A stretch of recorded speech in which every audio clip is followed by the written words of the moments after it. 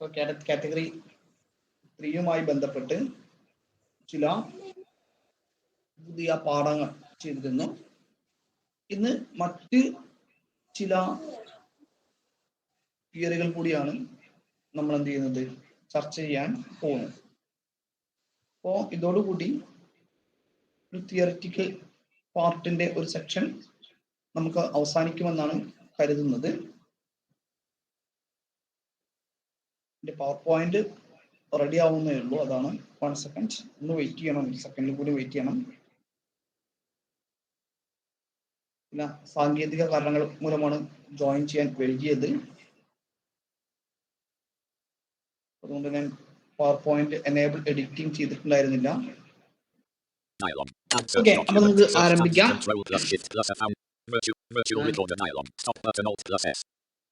ലിഫിന ജോസ് എന്താ ലെഫ്റ്റായി?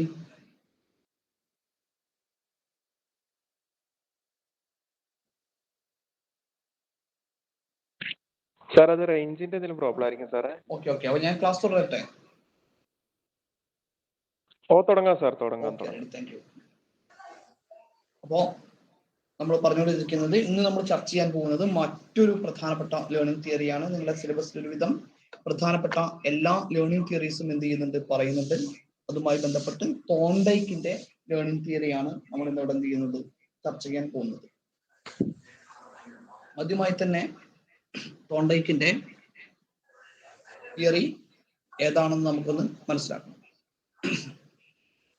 നമുക്കെല്ലാവർക്കും അറിയാവുന്നതുപോലെ തന്നെ തോണ്ടൈക്കിന്റെ തിയറിയുടെ പേരാണ് ആദ്യം അറിയേണ്ടത്.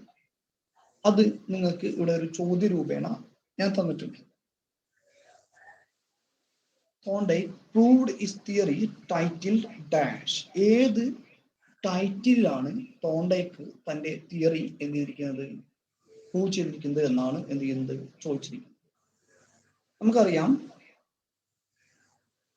തോണ്ടൈക്കിന്റെ തിയറിയുടെ പേര് ട്രയൽ ആൻഡ് എറർ ലേണിംഗ് എന്നാണ്, അല്ലെങ്കിൽ ശ്രമ പരാജയ സിദ്ധാന്തം എന്നാണ് തോണ്ടൈക്കിന്റെ തിയറിയുടെ പേര്. ട്രയൽ ആൻഡ് എറർ മെത്തേഡ് അല്ലെങ്കിൽ ശ്രമ പരാജയ സിദ്ധാന്തം എന്നാണ്. അല്ലെങ്കിൽ ചില തിയറിസ്റ്റ് ഒക്കെ തന്നെ ഇത് കണക്ഷനിസം എന്നുള്ള പേരിലും പറയുന്നുണ്ട്, അല്ലെങ്കിൽ ബോണ്ട് തിയറി, ബന്ധ സിദ്ധാന്തം എന്ന പേരിലും അറിയപ്പെടുന്നുണ്ട്. അപ്പൊ തോണ്ടൈക്കിന്റെ തിയറി ഏതാണ് എന്ന് ചോദിച്ചാൽ ഒന്നില്ലെങ്കിൽ ട്രയൽ ആൻഡ് എറർ ലേണിംഗ്, അല്ലെങ്കിൽ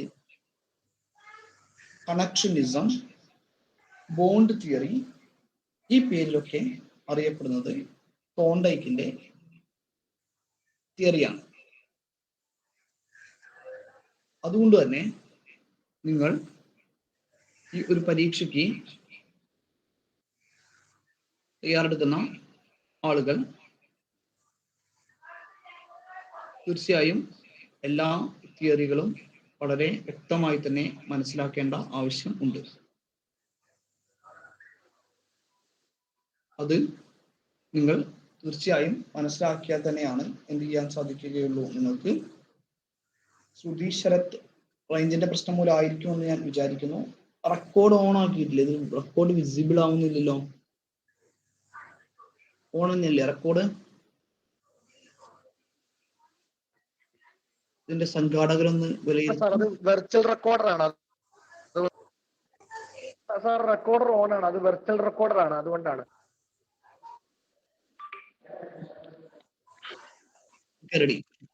റെക്കോർഡർ ഓൺ ആണ്. അപ്പോൾ ആദ്യമായിട്ട് തോണ്ടൈക്കിന്റെ തിയറിയുടെ പേര് ട്രയൽ ആൻഡ് എറർ ലേണിംഗ് അല്ലെങ്കിൽ കണക്ഷനിസം, ബോണ്ട് തിയറി എന്നീ പേരുകളിലാണ് തോണ്ടൈക്കിന്റെ തിയറി എന്ത് ചെയ്യുന്നത് അറിയപ്പെടുന്നത്.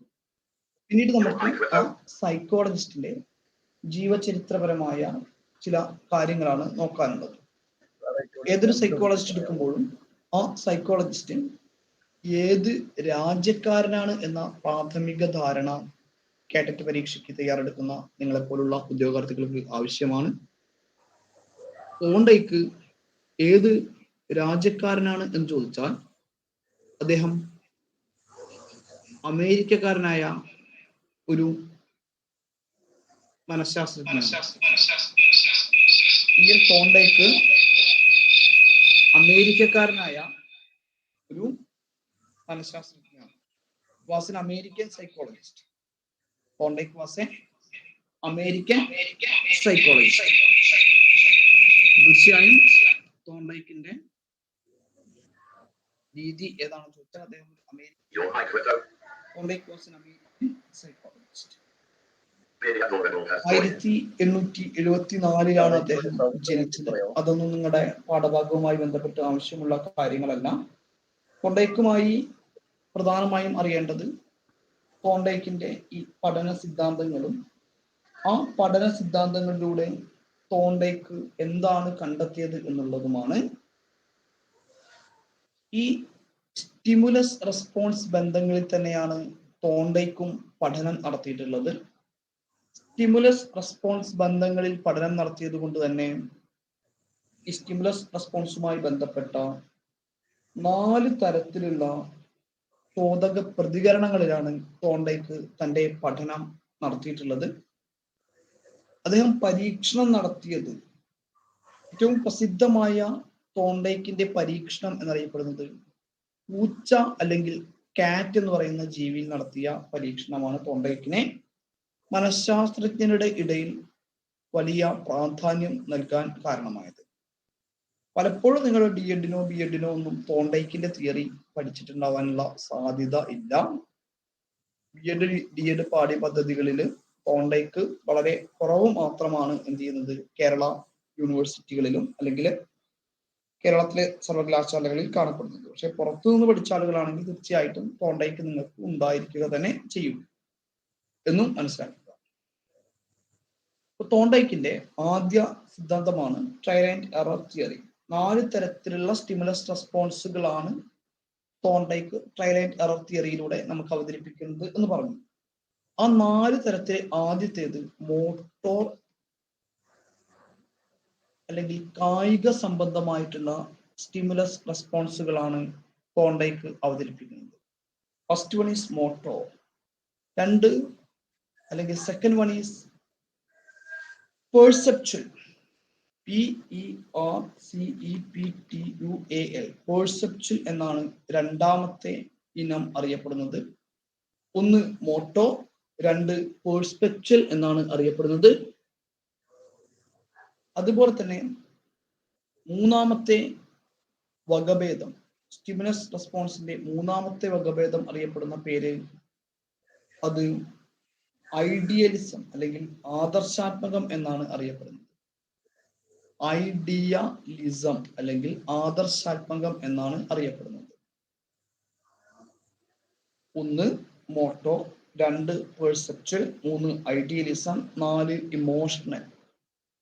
ഇവയ്ക്കൊക്കെ മലയാളം പേരുകളും ഉണ്ട്. ഓക്കെ, ആ മലയാളം പേരുകൾ നമ്മൾ ഇവിടെ എന്ത് ചെയ്യുന്നില്ല, എഴുതുന്നില്ല എന്നേ ഉള്ളൂ.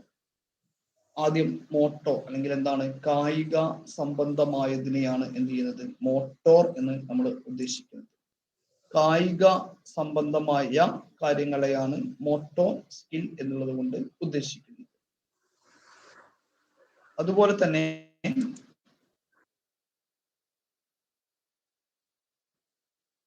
മറ്റ് കാര്യങ്ങൾ ഞാനൊന്ന് സ്ക്രീൻ ഒന്ന് ജസ്റ്റ് ഒന്ന് സ്റ്റോപ്പ് പ്രസന്റിങ് ആക്കുന്നുണ്ട്.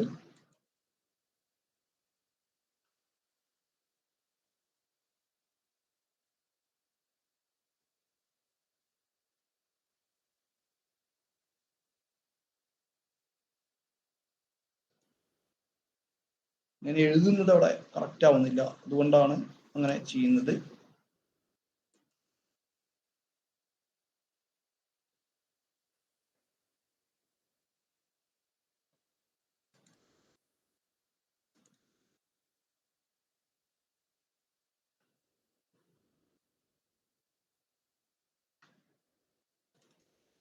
പങ്കില് കമാൻഡ് ഇവിടെ കൊടുത്തിട്ടുണ്ട്, പക്ഷെ സ്ക്രീൻ ആവുന്നില്ല.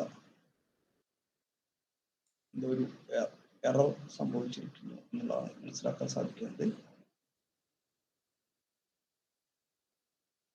അപ്പോ നമുക്ക് നോക്കാം. തോണ്ടയ്ക്കുമാണ് പറഞ്ഞത് 4 തരത്തിലുള്ള ചോദക പ്രതികരണ ബന്ധങ്ങളാണ് അദ്ദേഹം എന്ത് ചെയ്തിരിക്കുന്നത്, പ്രസ്താവിച്ചിരിക്കുന്നത് എന്നാണ് പറയുന്നത്. തോണ്ടയ്ക്കുമായി ബന്ധപ്പെട്ട ഏറ്റവും പ്രധാനപ്പെട്ട ചോദക പ്രതികരണമാണ് മോട്ടോ. 2 perceptual, 3 idealism, 4 emotional. ഈ 4 തരത്തിലുള്ള ചോദക പ്രതികരണങ്ങളാണ് തോണ്ടയ്ക്ക് എന്ത് ചെയ്തത് നമുക്ക് വേണ്ടിയിട്ട് പറഞ്ഞു തന്നിട്ടുള്ളത്. അപ്പൊ ആദ്യത്തെ ചോദ്യം എന്ന് പറയുന്നത് തന്നെ എന്താണ്? ഇയൽ തോണ്ടയ്ക്കിന്റെ ശ്രമപരാജയ സിദ്ധാന്ത പ്രകാരം അല്ലെങ്കിൽ തോണ്ടയ്ക്കിന്റെ ഈ ഒരു തിയറി പ്രകാരമുള്ള ഇപ്പൊ എഴുത്ത് വന്നു തുടങ്ങി. ഓക്കെ, തോണ്ടയ്ക്കിന്റെ തിയറി പ്രകാരമുള്ള ഏതെല്ലാം തരത്തിലുള്ള 4 കാര്യങ്ങളാണ് എന്ത് ചെയ്യുന്നത് അദ്ദേഹം പറയുന്നത് എന്നാണ്. 1 മോട്ടോ, 2 അതുപോലെ തന്നെ പെർസെപ്ഷൻ, 3 ഐഡിയലിസം, 4 ഇമോഷണൽ. ഇത്തരത്തിൽ 4 തരത്തിലുള്ള കാര്യങ്ങളാണ് ഇയൽ തോണ്ടയ്ക്ക് തന്റെ സിദ്ധാന്തത്തിലൂടെ എന്ത് ചെയ്യുന്നത് പറയുന്നത്. ഈ 4 തരത്തിലുള്ള ചോദക പ്രതികരണങ്ങളെയും പരിഗണിച്ചുകൊണ്ടാണ് ഇയൽ തോണ്ടയ്ക്ക് തന്റെ പഠന നിയമങ്ങൾ ആവിഷ്കരിച്ചത് എന്നാണ് പറയുന്നത്. ഈ 4 തരത്തിലുള്ള ചോദക പ്രതികരണങ്ങളെ അദ്ദേഹം കണക്കിലെടുത്തപ്പോൾ തന്നെ ഈ 4 തരത്തിലുള്ള ചോദക പ്രതികരണങ്ങളുടെയും എണ്ണം കൂടുന്നതിനനുസരിച്ച് അല്ലെ, എന്ന് വെച്ചാൽ കൂടുതൽ എക്സാമ്പിൾസ് കൊടുക്കുന്നതിനനുസരിച്ച് പ്രതികരണങ്ങൾ ഉണ്ടാവാനുള്ള സാധ്യത എന്ത് ചെയ്യാണ്? കുറയുകയാണ്. ഒരു കാര്യം തന്നെ പലവട്ടം ചെയ്യിച്ചാല് അതിൽ നിന്ന് കൃത്യമായിട്ടുള്ള ഒരു റെസ്പോൺസ് കിട്ടാനുള്ള ചാൻസ് എന്ത് ചെയ്യാണ്? കുറയുകയാണ് എന്നാണ് ഇയാൾ എന്ത് ചെയ്യുന്നത് പരീക്ഷണത്തിലൂടെ കണ്ടെത്തിയത്.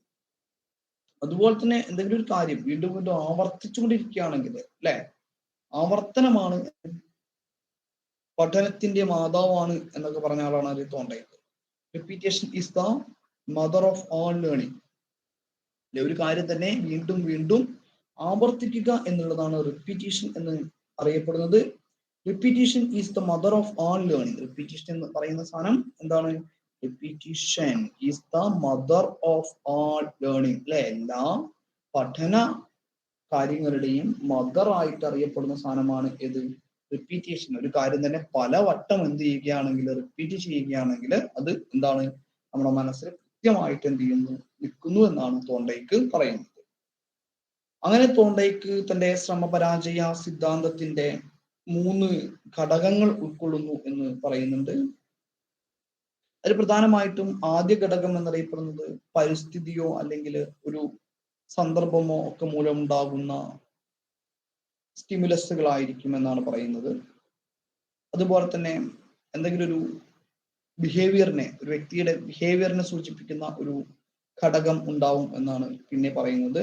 പിന്നെയോ എന്തെങ്കിലും തരത്തിലുള്ള പ്രതികരണത്തോട് ശൃംഖലിതമായ ബന്ധത്തിന്റെ രൂപവൽക്കരണം നടക്കുന്നു എന്നും എന്ത് ചെയ്യുന്നുണ്ട് പറയുന്നുണ്ട്. ഇങ്ങനെയൊക്കെയാണ് തോണ്ടയ്ക്കിന്റെ പ്രധാനപ്പെട്ട തിയറിയുടെ മലയാളം വ്യാഖ്യാനം എന്ന് അറിയപ്പെടുന്നത്.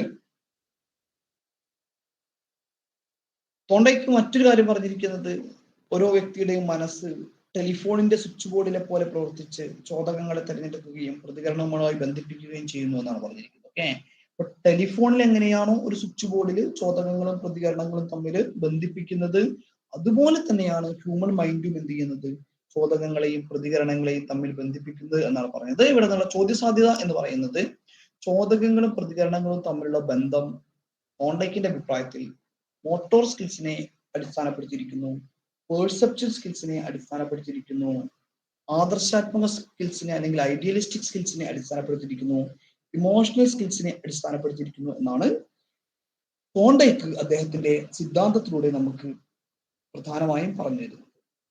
അദ്ദേഹത്തിന്റെ പ്രധാനപ്പെട്ട പരീക്ഷണം നടത്തിയ ജീവി എന്ന് പറയുന്നത് പൂച്ചയാണ്. ആ പൂച്ചയെ ഒരു ബോ അല്ലെങ്കിൽ ഒരു വില്ല് എന്നൊക്കെ പറയുന്ന ഒരു സാധനം എന്ത് ചെയ്യുന്നു, ആ വില്ലിൽ പൂച്ച തൊട്ടാൽ ആ കൂട് എന്ത് ചെയ്യുന്നു? ഓപ്പൺ ആകുന്നു. ആ കൂട്ടിനകത്ത് എന്തുണ്ട്? നല്ല മത്സ്യം ഇരിക്കുന്നുണ്ട്. ഒരുപാട് എന്ത് ചെയ്യുന്നു? ശ്രമപരാജയത്തിന് ശേഷം എന്ത് ചെയ്യുന്നു? പൂച്ച എളുപ്പത്തിൽ തന്നെ ആ കൂട്ടിൽ നിന്ന് എന്ത് ചെയ്യുന്നു? പുറത്തു വരാനും മീൻ എടുക്കാനും ശ്രമിച്ചു എന്നാണ് എന്ത് ചെയ്യുന്നത് പറയുന്നത്. തെറ്റായ ചലനങ്ങൾ ഉപേക്ഷിച്ച് എന്ത് ചെയ്യുന്നു? അവസാനം ശരിയായതിനെ പൂച്ച എന്ത് ചെയ്യുന്നു? തെരഞ്ഞെടുക്കുന്നു എന്നാണ് ഇവിടെ തോണ്ടയ്ക്കിന്റെ സിദ്ധാന്ത പ്രകാരം നമുക്ക് മനസ്സിലാക്കുന്നത്. അപ്പൊ പ്രധാനമായിട്ടും ഇതാണ് എന്ത് തോണ്ടയ്ക്കിന്റെ തിയറി എന്നറിയപ്പെടുന്നത്. ഇനി നമുക്ക് KTET കാറ്റഗറി 3 ആയതുകൊണ്ട് തന്നെ ഇതൊക്കെ ഒന്ന് ഇംഗ്ലീഷിൽ എന്ത് ചെയ്യണം? പ്രധാനമായിട്ടും പഠിക്കണം. ഇത് നല്ല രീതിയിൽ ഇംഗ്ലീഷിൽ പഠിച്ചാൽ മാത്രമേ എന്ത് ചെയ്യാൻ പറ്റുള്ളൂ? ഇത് ആക്കാൻ നമുക്ക് സാധിക്കുകയുള്ളൂ എന്നുള്ളത് നിങ്ങൾക്ക് എന്ത് ചെയ്യണം? അറിയണം. ഓക്കെ, അപ്പൊ നല്ല രീതിയിൽ ഇംഗ്ലീഷിൽ ഉള്ള കുറച്ച് കാര്യങ്ങൾ കൂടി പറഞ്ഞാൽ എന്തായി? തോണ്ടയ്ക്കുമായി ബന്ധപ്പെട്ട പ്രധാനപ്പെട്ട വസ്തുതകളൊക്കെ കഴിഞ്ഞു. ആദ്യം നമുക്ക് മനസ്സിലാക്കേണ്ട എന്താണ്? തോണ്ടൈക്ക് വാസ് എ അമേരിക്കൻ സൈക്കോളജിസ്റ്റ് അല്ലെ. അദ്ദേഹം ഒരു അമേരിക്കൻ സൈക്കോളജിസ്റ്റ് ആണ്. He is known as the founder of modern educational psychology അല്ലെ. അതാണ് നമുക്ക് മറ്റൊരു പ്രധാനപ്പെട്ട ചോദ്യം. He is the founder of modern educational psychology. ആധുനിക വിദ്യാഭ്യാസ മനഃശാസ്ത്രത്തിന്റെ പിതാവാണ് ആര്? തോണ്ടൈക്ക് അല്ലെ. He was known as the founder of modern educational psychology അല്ലെ. ആധുനിക മനഃശാസ്ത്രത്തിന്റെ വിദ്യാഭ്യാസ മനഃശാസ്ത്രത്തിന്റെ ഫൗണ്ടറായി അറിയപ്പെടുന്ന ആളാണ് ആര്? തോണ്ടൈക്ക് എന്നറിയപ്പെടുന്ന വ്യക്തി. അദ്ദേഹത്തിന്റെ തിയറിയുടെ പേര് നമ്മൾ ആൾറെഡി ഡിസ്കസ് ചെയ്താണ്. ട്രയൽ ആൻഡ് എറർ തിയറി എന്നാണ് അദ്ദേഹത്തിന്റെ തിയറി അറിയപ്പെടുന്ന പേര്. which represents that learning is the result of associations forming between stimulus and response അല്ലെ. ചോദകത്തെയും അതുപോലെ തന്നെ പ്രതികരണത്തെയും അടിസ്ഥാനമാക്കി എന്ത് ചെയ്യുന്നു? ലേണിംഗ്, പഠനം എന്നുള്ള പ്രവർത്തനം നടക്കുന്നു എന്നാണ് തോണ്ടൈക്ക് തന്റെ സിദ്ധാന്തത്തിലൂടെ എന്ത് ചെയ്തിരിക്കുന്നത്? പറഞ്ഞിരിക്കുന്നത് അല്ലെ. അതുപോലെ തന്നെ ഈ ട്രയൽ ആൻഡ് എറർ തിയറി നമ്മൾ ഡീറ്റെയിൽ ആയി പറഞ്ഞതാണ്. മിസ്റ്റേക്ക് ടീച്ച് ഇൻഡിവിജ്വൽ അല്ലെ. തെറ്റിൽ നിന്നാണ് എന്ത് ചെയ്യുന്നത്? ശരി ഉണ്ടാവുന്നത്. ഇവിടെ പൂച്ച എന്താ ചെയ്തത്? ഒരുപാട് തവണ തെറ്റായിട്ട് എന്തമർത്തി പൂച്ച? അവന്റെ വില്ലമർത്തി. അങ്ങനെ തെറ്റായി വില്ലമർത്തിയതിൽ നിന്നാണ് എന്ത് ചെയ്തത്? അവസാനം അവൻ ശരിയായിട്ട് എന്ത് ചെയ്തത്? വില്ല് അമർത്തി മീൻ കഷ്ണം കഴിച്ചത് എന്നാണ് എന്ത് ചെയ്യുന്നത്? പറയുന്നത്. അതുകൊണ്ട് തന്നെ mistakes teach individual statement is based on trial and error theory ആണ് എന്നും മനസ്സിലാക്കുക. ഇവിടെ നമ്മൾ ഡീറ്റെയിൽ ആയി പഠിച്ചത് ഫസ്റ്റ് പോയിന്റ് അമേരിക്കൻ സൈക്കോളജിസ്റ്റ് ആണ്, 2 ട്രയൽ ആൻഡ് എറർ തിയറി ആണ്, കണക്ഷനിസം ആണ്, ബോണ്ട് തിയറി ആണ്. ഇതൊക്കെ അദ്ദേഹത്തിന്റെ തിയറി അറിയപ്പെടുന്ന മറ്റു പേരുകളാണ്. ചോദക പ്രതികരണങ്ങളെയാണ് എന്ത് ചെയ്യുന്നത്? ഈ ഒരു തിയറിയിലൂടെ അദ്ദേഹം അവതരിപ്പിക്കാൻ ശ്രമിക്കുന്നത്. ഒപ്പം തന്നെ എന്താണ്? തെറ്റിൽ നിന്നാണ് എന്ത് ചെയ്യുന്നത്? ശരി ഉണ്ടാവുന്നത് അല്ലെ. മിസ്റ്റേക്ക് ടീച്ച് ഇൻഡിവിജ്വൽ എന്നുള്ളത് എന്താണ്? The statement is based on trial and error theory ആണ് എന്നും നിങ്ങൾ മനസ്സിലാക്കുക. തോണ്ടൈക്കിന്റെ എക്സ്പെരിമെന്റ് നമുക്ക് ഇന്ന് ഇംഗ്ലീഷിൽ എന്താ നോക്കാം. തോണ്ടൈക്ക് formulated its theory based on its experiments conducted on cat in the puzzle box അല്ലെ. പ്രശ്നപേടകത്തിലെ പൂച്ച എന്നാണ് തോണ്ടൈക്കിന്റെ എന്തറിയപ്പെടുന്നത്? തോണ്ടൈക്കിന്റെ നമ്മുടെ എക്സ്പെരിമെന്റ് പരീക്ഷണം അറിയപ്പെടുന്നത് എന്താണ്? കാറ്റ് ഇൻ ദ പസിൽ ബോക്സ് അല്ലെ. പ്രശ്നപേടകത്തിലെ പൂച്ച. Cat in the puzzle box experiment relates to which psychologist എന്ന് ചോദിച്ചാൽ ആരാണ്? തോണ്ടൈക്കുമായാണ് ബന്ധപ്പെട്ടിരിക്കുന്നത്. Cat in the puzzle box is related to Thorndike. The door of the box could be opened by pulling the strings inside the box. അല്ലെ. ഒരു വില്ല് എന്ത് ചെയ്യുന്നു? അമർത്തിയാലാണ് എന്ത് ചെയ്യുക? ആ ഒരു പൂച്ചയുടെ ഡോർ ഓപ്പൺ ആവുക. A fish is kept outside. ഒരു മീൻ അവിടെ പുറത്ത് വെച്ചിട്ടുണ്ട്. The cat was tried to come out the box by squeezing, jumping, biting എല്ലാം ചെയ്തു നോക്കി. പക്ഷെ എന്തെല്ലാം തുറന്നില്ല. As the experiment was repeated several times, the wrong movements decreased, and in the end, the cat was able to open the door in a single trial. അവസാനമായപ്പോഴേക്കും എന്തായി? കാറ്റ് ഒരു single trial തന്നെ എന്ത് ചെയ്തു? ഇത് തുറക്കാൻ പഠിച്ചു എന്നാണ് എന്ത് ചെയ്യുന്നത്? പറയുന്നത്. അതുകൊണ്ട് തന്നെ based on trial and error theory Thorndike gave certain laws of learning അല്ലെ. അദ്ദേഹം പല എന്ത് ചെയ്തു? ഇതായിരുന്നു അദ്ദേഹത്തിന്റെ എക്സ്പെരിമെന്റ്. ശുഭ പോയല്ലോ ശുഭ. അപ്പോ ഈ ഒരു എക്സ്പെരിമെന്റിന്റെ അടിസ്ഥാനത്തിൽ 3 പഠന നിയമങ്ങൾ അയാൾ എന്ത് ചെയ്തു? ഉണ്ടാക്കിയിട്ടുണ്ട്. ഒന്നാമത്തെ പഠന നിയമം എന്നറിയപ്പെടുന്നത് മലയാളത്തിൽ ആദ്യം പറയാം, എന്നിട്ട് ഞാൻ ഇംഗ്ലീഷിൽ എന്ത് ചെയ്യാൻ നിങ്ങൾക്ക് ഡിസ്ക്രൈബ് ചെയ്ത് തരാം. അപ്പൊ നിങ്ങൾക്ക് എല്ലാ നിലവാരത്തിലുള്ള കുട്ടികൾക്കും അത് മനസ്സിലാവും. ഒന്നാമത്തെ നിയമം സന്നദ്ധതാ നിയമം എന്നാണ് അറിയപ്പെടുന്നത്. ലോ ഓഫ് റെഡിനെസ് ആണ് എന്ത്? സന്നദ്ധതാ നിയമം എന്ന് അറിയപ്പെടുന്നത്. എന്താ അല്ലെ? ഒരു കുട്ടി എപ്പോഴാണോ പഠിക്കാൻ സന്നദ്ധമാവുന്നത് അപ്പോൾ അവന് പഠിത്തം കൊടുത്താൽ, അവന് പഠനം നൽകിയാൽ എന്താണ്? അവൻ അതിൽ വളരെയധികം സാറ്റിസ്ഫൈഡ് ആയിരിക്കും. അവന് വളരെ നല്ല രീതിയിൽ എന്ത് ചെയ്യാൻ പറ്റും? പഠിക്കാൻ സാധിക്കുമെന്നാണ് പറയുന്നത്. പഠിതാവ് പഠന സന്നദ്ധനല്ലാത്ത ഒരവസരത്തിലാണ് എന്ത് ചെയ്യുന്നത്? പഠിക്കാൻ ശ്രമിക്കുന്നതെങ്കിലോ അല്ലെ, അവനത് അരോചകമായിരിക്കും പഠനം എന്നുള്ള പ്രോസസ്സ് എന്നാണ് എന്ത് ചെയ്യുന്നത്? ഈ ഒരു നിയമത്തിലൂടെ പറയാൻ ഉദ്ദേശിക്കുന്നത്. അപ്പോൾ പഠിതാവിന് എപ്പോഴാണോ പഠിക്കാൻ സന്നദ്ധനാകേണ്ടത് അപ്പൊ എന്തായിരിക്കും പഠിതാവ് നല്ല രീതിയിൽ സംതൃപ്തനും ഇല്ലെങ്കിൽ എന്താണ് അസ്വാസ്ഥ്യമുള്ളവനുമായിരിക്കുമെന്നാണ് ലോ ഓഫ് റെഡിനെസ്സിലൂടെ പറയുന്നത്. അതുപോലെ തന്നെ രണ്ടാമത്തെ നിയമമാണ് ലോ ഓഫ് എക്സസൈസ് അല്ലെ. രണ്ടാമത്തെ നിയമം അറിയപ്പെടുന്നത് തോണ്ടേക്കിന്റെ രണ്ടാമത്തെ നിയമമാണ് ലോ ഓഫ് എക്സസൈസ്, അഭ്യാസ നിയമം എന്ന് എന്ത് ചെയ്യുന്നു മലയാളത്തിൽ എന്ത് ചെയ്യുന്നു പറയുന്നു അല്ലെ. ഇത് അഭ്യാസ നിയമം കൊണ്ട് ഉദ്ദേശിക്കുന്നത് സന്ദർഭത്തിലെ പ്രതികരണം എത്ര ശക്തമായി ബന്ധിതമാകുന്നു എന്നതാണ് പ്രതികരണം അല്ലെങ്കിൽ അഭ്യാസ നിയമത്തിൽ എന്ത് ചെയ്യുന്നത് പറയുന്നത് അല്ലെ. ഒരു സന്ദർഭത്തിലെ പ്രതികരണം എത്ര ശക്തമായി ബന്ധിതമാകുന്നു എന്നാണ് പറയുന്നത്. ബോധക പ്രേരിതമായ ഒരു പ്രതികരണം എത്ര കൂടുതൽ ആവർത്തിക്കപ്പെടുന്നുവോ അത്ര കൂടുതൽ അത് നിലനിൽക്കും. അഭ്യാസം അടിക്കുന്നില്ലെങ്കിൽ എന്ത് ചെയ്യുന്നു, ബന്ധം ശിഥിലമാകുന്നു അല്ലെ. ഇതാണ് എന്ത് അഭ്യാസ നിയമം എന്ന് പറയുന്നത്. മാക്സിമം റിപ്പീറ്റേഷൻ കൊടുത്താൽ എന്താണ്, നിങ്ങൾ ഈ ഒരു അഭ്യാസ നിയമം പഠിച്ച ആളുകളായതുകൊണ്ട് തന്നെ ഈ ക്ലാസ് എന്ത് ചെയ്യണം, നിങ്ങൾ മാക്സിമം റിപ്പീറ്റ് ചെയ്ത് എന്ത് ചെയ്യണം, കേട്ടുകൊണ്ടിരിക്കണം. അപ്പോഴാണ് നിങ്ങളുടെ മനസ്സിൽ എന്ത് ചെയ്യുക, ഇത് തങ്ങി നിൽക്കുക എന്നുള്ളത് മനസ്സിലാക്കുക. അപ്പോ ഇതാണ് എന്ത് അഭ്യാസ നിയമം എന്നുള്ളത് കൊണ്ട് ഉദ്ദേശിക്കുന്നത്. ഒന്നുകൂടി ഡീറ്റെയിലേക്കായി പഠിക്കുമ്പോൾ ഈ അഭ്യാസ നിയമത്തിന് 2 ഉപവിഭാഗങ്ങളൊക്കെ ഉണ്ട്.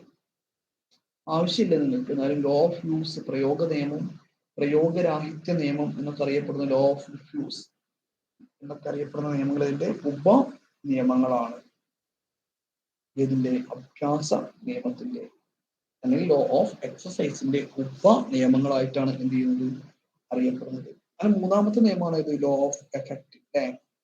സന്നദ്ധതയുണ്ടായി, അഭ്യാസം ചെയ്തു, അത് കഴിഞ്ഞാൽ പിന്നെ എന്താ വേണ്ടത്, എഫക്റ്റ്, ഫലം കിട്ടണം നമുക്ക് അല്ലെ.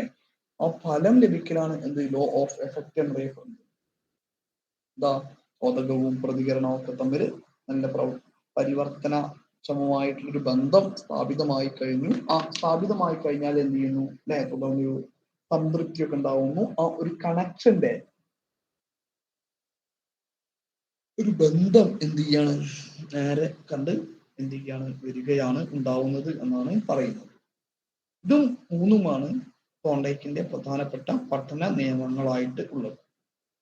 ഈ പഠന നിയമങ്ങളൊക്കെ നിങ്ങൾക്ക് കാറ്റഗറി 3 ആയതുകൊണ്ട് തന്നെ ഇംഗ്ലീഷിലൊന്ന് എന്ത് ചെയ്യണം നോക്കാം. അപ്പൊ നമുക്ക് ഇംഗ്ലീഷിലൊന്ന് നോക്കാം. Based on trial and error learning അല്ലെ. ട്രയൽ ആൻഡ് എറർ ലേണിംഗിനെ അടിസ്ഥാനമാക്കിക്കൊണ്ടാണ് എന്തുണ്ടായിരിക്കുന്നത്, ഈ 3 നിയമങ്ങൾ ഉണ്ടായിരിക്കുന്നത്. അതൊരു ചോദ്യമാണ്. First law is law of readiness. Law of readiness എന്നാണ് ഫസ്റ്റ് ലോ അറിയപ്പെടുന്ന പേര്. നമുക്കറിയാം സന്നദ്ധത നിയമം എന്നാണ് അത് അറിയപ്പെടുന്നത്. ഞാൻ ഓർക്കാതെ ഉറങ്ങാനുള്ള മരുന്ന് കഴിക്കും രാത്രി. അത് ഓർക്കാതെ ഞാൻ അറിയാതെ കഴിച്ചുപോയി, അതുകൊണ്ടാണ് ഉറക്കം വരുന്നത് എനിക്ക് കേട്ടോ. Sorry for the disturbance.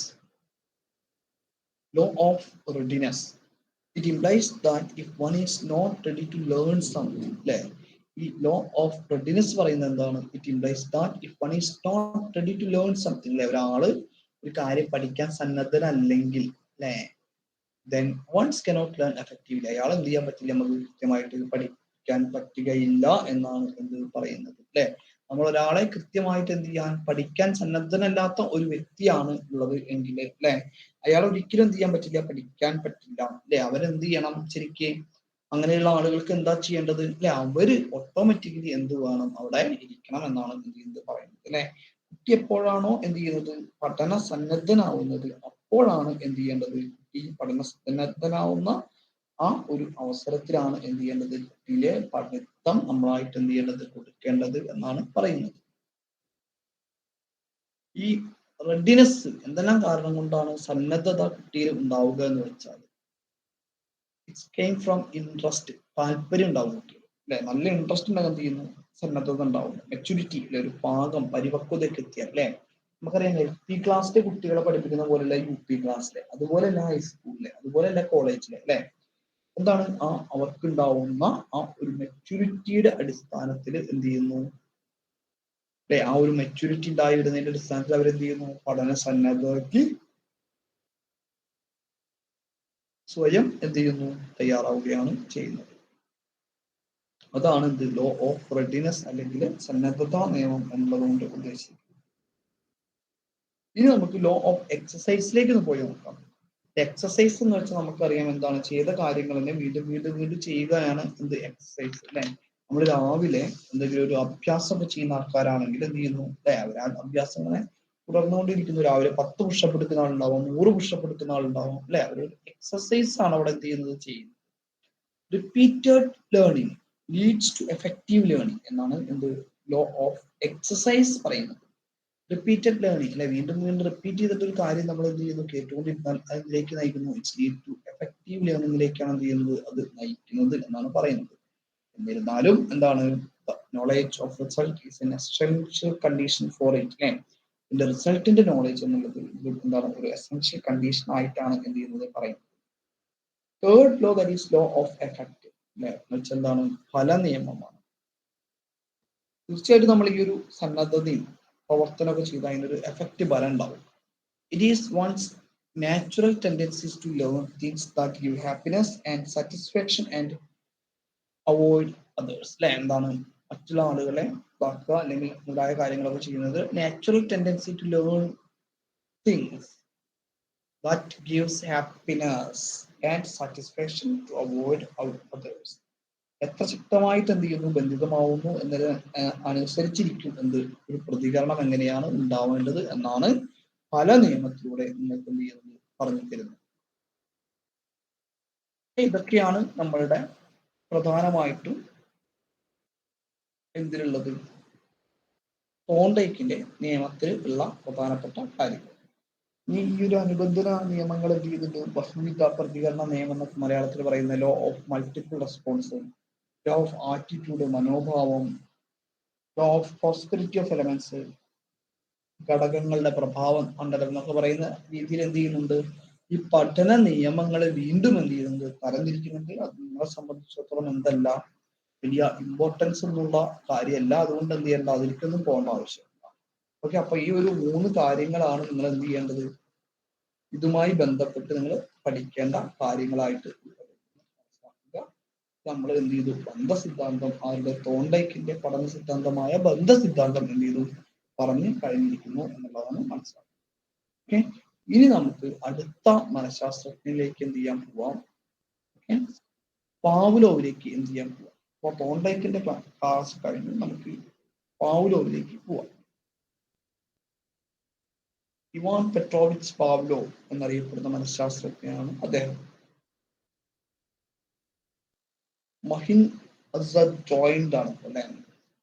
വ്യവഹാരവാദത്തിന് 3 ശാഖകൾ എന്ത് ചെയ്യുന്നുണ്ട്, ഉൾക്കൊള്ളുന്നുണ്ട് അല്ലെ. എന്തൊക്കെയാ അത്, ബന്ധസിദ്ധാന്തം അല്ലെ. ബിഹേവിയറിസ്റ്റ് തിയറിക്ക് പ്രധാനമായിട്ടും ബന്ധസിദ്ധാന്തമുണ്ട്, കണക്ഷനിസം ഉണ്ട്, അനുബന്ധന സിദ്ധാന്തങ്ങളുണ്ട്, കണ്ടീഷനിങ് തിയറീസ് ഉണ്ട്, പ്രബലന സിദ്ധാന്തങ്ങളുണ്ട്, റീഇൻഫോഴ്സ്മെന്റ് തിയറീസ് ഉണ്ട്. അങ്ങനെ 3 തരത്തിലുള്ള സിദ്ധാന്തങ്ങളാണ് പ്രധാനമായിട്ടും വ്യവഹാരവാദം എന്നുള്ള കൺസെപ്റ്റിൽ എന്ത് ചെയ്യുന്നത്, ഉൾക്കൊള്ളുന്ന പ്രധാനപ്പെട്ട 3 കാര്യങ്ങളായിട്ട് എന്ത് ചെയ്യുന്നത് അറിയപ്പെടുന്നത് എന്ന് മനസ്സിലാക്കുക.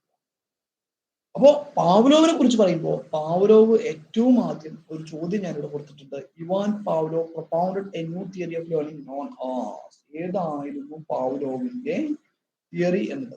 Operant conditioning, classical conditioning, concept conditioning, none of the above. എല്ലാവർക്കും അറിയാവുന്ന ഒരു കാര്യമാണ്. എന്താണ് പാവ്ലോവിന്റെ തിയറിയുടെ പേര്? ക്ലാസിക്കൽ കണ്ടീഷനിങ് തിയറി എന്നാണ് എന്ത് പാവ്ലോവിന്റെ തിയറിയുടെ പേര് അല്ലെ. പാവ്ലോവിന്റെ തിയറി ക്ലാസിക്കൽ കണ്ടീഷനിങ് എന്നാണ് എന്ത് ചെയ്യുന്നത് അറിയപ്പെടുന്നത്. അങ്ങനെ പാവ്ലോവ് ഈ പറയുന്ന പോലെ കണ്ടീഷനിങ് അല്ലെങ്കിൽ അനുബന്ധനവാദത്തിലാണ് പാവ്ലോവിന്റെ രാജ്യം ഏതാണ്? റഷ്യക്കാരനായ മനഃശാസ്ത്രജ്ഞനാണ് പാവ്ലോവ് എന്നറിയപ്പെടുന്ന വ്യക്തി അല്ലെ. ഈ പാവ്ലോവിന്റെ തിയറി അല്ലെ, ആ അനുബന്ധന സിദ്ധാന്തങ്ങളിലെ ഏറ്റവും ആദ്യത്തെ തിയറി ആയതുകൊണ്ട് തന്നെ ആണ് നമ്മൾ എന്ത് ചെയ്യുന്നത്, ആ ഒരു പ്രാധാന്യം ഉള്ളത് കൊണ്ടും ആ ഒരു അദ്ദേഹത്തിന് ആ ഒരു അവസ്ഥ കൊടുക്കുന്നതിനൊക്കെ വേണ്ടിയിട്ടാണ് നമ്മൾ ക്ലാസിക്കൽ കണ്ടീഷനിങ് എന്നുള്ള പേരിൽ എന്ത് ചെയ്യുന്നത്, അനുബന്ധന സിദ്ധാന്തത്തെ പറയുന്നത്. ഏറ്റവും ആദ്യത്തെ സിദ്ധാന്തമായതുകൊണ്ട് തന്നെ നമ്മൾ അതിനെ ക്ലാസിക്കൽ കണ്ടീഷനിങ് എന്നുള്ള പേരിലാണ് എന്ത് ചെയ്യുന്നത്, അനുബന്ധന സിദ്ധാന്തത്തെ പറയുന്നത്. ഒന്നും നിങ്ങൾ എന്ത് ചെയ്യുക, ഒന്നും മനസ്സിലാക്കുക. ഓക്കെ, അതുകൊണ്ട് തന്നെ ഇദ്ദേഹത്തിന്റെ സിദ്ധാന്തം അറിയപ്പെടുന്ന പേര് എന്താണ്? ക്ലാസിക്കൽ കണ്ടീഷനിങ് എന്നാണ്. മലയാളത്തില് പൗരാണികാനുബന്ധനം എന്നാണ് എന്ത് ചെയ്യുന്നത് ക്യാരക്ടറിസ്റ്റിക് തിയറി എന്നൊക്കെ എന്ത് ചെയ്യുന്നുണ്ട്, ഇത് അറിയപ്പെടുന്നുണ്ട്. അദ്ദേഹത്തിന്റെ തിയറി അറിയപ്പെടുന്ന മറ്റൊരു പേരാണ് ക്യാരക്ടറിസ്റ്റിക് തിയറി. അദ്ദേഹത്തിന്റെ മറ്റൊരു കൺസെപ്റ്റ് ആണെന്ത് ശിക്ഷയും പാരിതോഷികവും എന്ന് വെച്ചാൽ ഓഫറിങ് റിവാർഡ്സ് ആൻഡ് പണിഷ്മെന്റ്സ്. അതൊക്കെ എന്താണ് പാവ്ലോവിന്റെ തിയറിയുടെ ഒരു ഭാഗമായിട്ട് തന്നെയാണ് പരിഗണിക്കുന്നത്. നമുക്കറിയാം ഒരു കണ്ടീഷനിങ് അല്ലെങ്കിൽ അനുബന്ധനം എന്നുള്ള സാധനം വഴി എന്ത് ചെയ്യുന്നു അല്ലെ, ആളുകൾക്ക് ഉണ്ടാവുന്ന ഭയം, ചില ആളുകൾക്ക് ഫോബിയാസ്, വെറുപ്പ്, ഇതൊക്കെ എന്ത് ചെയ്യാൻ പറ്റും, വളരാൻ ചാൻസ് ഉണ്ട് അല്ലെ. നായക്ക് പട്ടിക്ക് ഇറച്ചിപ്പൊടി കൊടുത്ത് ബെല്ല് മാത്രം അടിക്കുമ്പോൾ പട്ടിക്ക് അസൂയും ഭയം വെറുപ്പൊക്കെ എന്ത് ചെയ്യും വരാം അല്ലെ. അപ്പൊ പ്രതിബന്ധനം ഡീകണ്ടീഷനിങ് അല്ലെങ്കിൽ നമുക്ക് മറ്റൊരു വാക്കാണ് റീകണ്ടീഷനിങ്, പുനരനുബന്ധനം. ഓക്കെ, ഇതൊക്കെ വഴി എന്ത് ചെയ്യാൻ പറ്റും, നമുക്ക് ഈ വെറുപ്പും ഇതൊക്കെ എന്ത് ചെയ്യാൻ പറ്റും, അനുബന്ധനം വഴി ഉണ്ടാവുന്ന ഈ ഒരു വെറുപ്പും കാര്യങ്ങളൊക്കെ നമുക്ക് എന്ത് ചെയ്യാൻ പറ്റും, ഒഴിവാക്കാൻ സാധിക്കുമെന്നാണ് എന്ത് ചെയ്യുന്നത് പറയുന്നത്. ഓക്കെ, ഇതൊക്കെയാണ് ഇവാൻ പെട്രോവിച്ച് പാവ്ലോവിന്റെ ക്ലാസിക്കൽ കണ്ടീഷനിങ് തിയറിയുടെ ഏറ്റവും അടിസ്ഥാനപരമായിട്ടുള്ള കാര്യങ്ങളായിട്ടുള്ളത്. ഇനി നമുക്ക് കാറ്റഗറി 3 ആയതുകൊണ്ട് തന്നെ കുറച്ചുകൂടി എന്ത് ചെയ്യണം, അഡ്വാൻസ്ഡ് ആയിട്ടുള്ള കാര്യങ്ങളിലേക്ക് ഇത് പോകണം. അപ്പൊ ആദ്യം പാവ്ലോവിന്റെ തിയറി ഏതാണ്, തിയറിയുടെ പേരെന്താണ്, ക്ലാസിക്കൽ കണ്ടീഷനിങ് എന്നാണ് പാവ്ലോവിന്റെ തിയറിയുടെ പേര് അല്ലെ. പാവ്ലോവിന്റെ തിയറി നമുക്കറിയാം എന്താണ്, പൗരാണിക നിബന്ധനമാണ്. ക്ലാസിക്കൽ കണ്ടീഷനിങ് എന്നാണ് അദ്ദേഹത്തിന്റെ തിയറിയുടെ പ്രധാനപ്പെട്ട പേര് അല്ലെ. ഈ ക്ലാസിക്കൽ കണ്ടീഷനിങ് എന്നുള്ള പേര് വരാനുള്ള മറ്റൊരു കാരണം കൂടിയുണ്ട്. എന്താണ്, ഫസ്റ്റ് തിയറി ആയിരുന്നത് ഏറ്റവും ആദ്യം തന്നെ സ്റ്റിമുലസിനെയും റെസ്പോൺസിനെയും തമ്മിലുള്ള ബന്ധം കണ്ടെത്തുന്നതിന് വേണ്ടി ശ്രമിച്ച സിദ്ധാന്തമാണ് ഏത്, ഈ ഒരു ക്ലാസിക്കൽ കണ്ടീഷനിങ് തിയറി എന്ന് അറിയപ്പെടുന്നത് അല്ലെ. അദ്ദേഹത്തിന്റെ അനുബന്ധനം എന്ന പ്രക്രിയ നമുക്കറിയാം റിഫ്ലക്സുമായിട്ട് ബന്ധപ്പെട്ടിരിക്കുന്നു എന്നുള്ള ഒരു പോയിന്റും കൂടി നിങ്ങൾ എന്ത് ചെയ്യണം, മനസ്സിലാക്കണം. റിഫ്ലക്സുമായിട്ടാണ് ബന്ധപ്പെട്ടിരിക്കുന്നത്. അദ്ദേഹം പരീക്ഷ നടത്തിയ ജീവിയുടെ പേരെന്താ, ഡോഗ് ആണ്, നായയാണ് എന്ത് പരീക്ഷ നടത്തിയ ജീവി എന്ന് അറിയപ്പെടുന്നത്. അദ്ദേഹത്തിന്റെ അൺകണ്ടീഷൻഡ് സ്റ്റിമുലസും കണ്ടീഷൻഡ് സ്റ്റിമുലസും ഒക്കെയാണ് ഇത് പ്രധാനമായിട്ടും ഈ ഒരു തിയറിയുടെ ഫലമായിട്ട് നമുക്ക് പഠിക്കാനുള്ള കാര്യങ്ങളായിട്ട് അറിയപ്പെടുന്നത്.